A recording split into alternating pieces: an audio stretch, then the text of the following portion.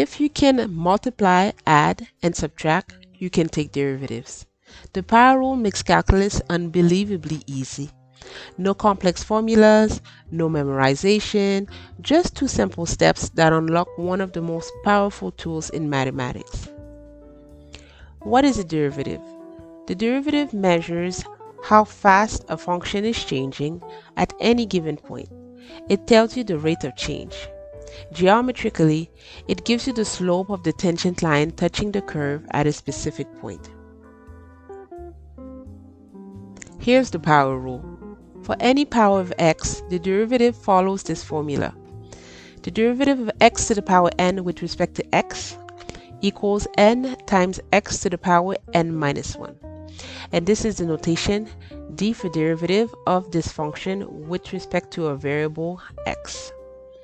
So first, you want to multiply the exponent. That is, take the exponent and bring it down as a coefficient in front of x. Then subtract 1 from the exponent. And any constants multiplying the term stay in front throughout the process.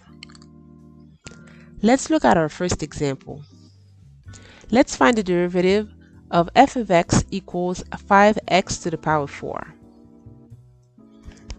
So first thing we'll need to do is multiply 5 by the exponent.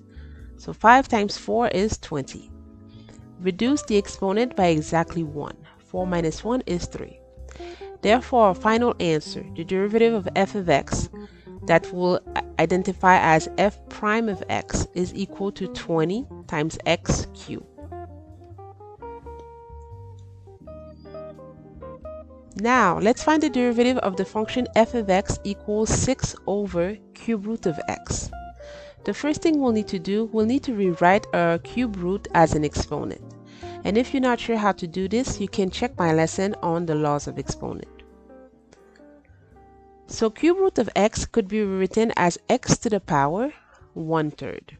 So the function becomes f of x equals 6 times x to the power negative 1/3, since cube root was in the denominator.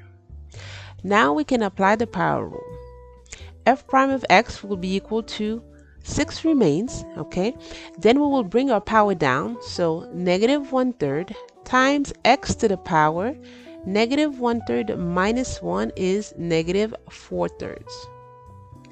Simplifying, 6 times negative 1/3 is negative 2. Therefore, f prime of x will be negative 2 times x to the power negative 4/3. And if you want to rewrite this using positive exponent, f prime of x will be equal to negative 2 over x to the power positive 4/3. In our next example, we'll want to find the derivative of f of x equals x squared times x plus 1. We can only use the power rule for sum or differences. So therefore, we'll need to expand. We'll need to distribute x squared across the parentheses. So x squared times x plus 1 is equal to x cubed plus x squared. Now we can differentiate using the power rule, and we'll apply the power rule to each term. So the derivative of x cubed will be, bring the power down, that is 3, times x to the power, we reduce the power by 1, 3 minus 1 is 2. So that'll be 3x squared. We'll do the same for a second term. Bring the power down, that is 2, times x to the power, 2 minus 1 is 1. So that'll be 2x. So f prime of x will be equal to 3x squared plus 2x. I have a few challenge problems for you. Our first one is find the derivative of f of x equals 7x to the power 5 minus 3x to the power negative 2. So you'll need to find or apply the power rule to each term in the function. Our second challenge, find the derivative of f of x equals 4 times cube root of x. In this case, you'll need to rewrite using exponents first.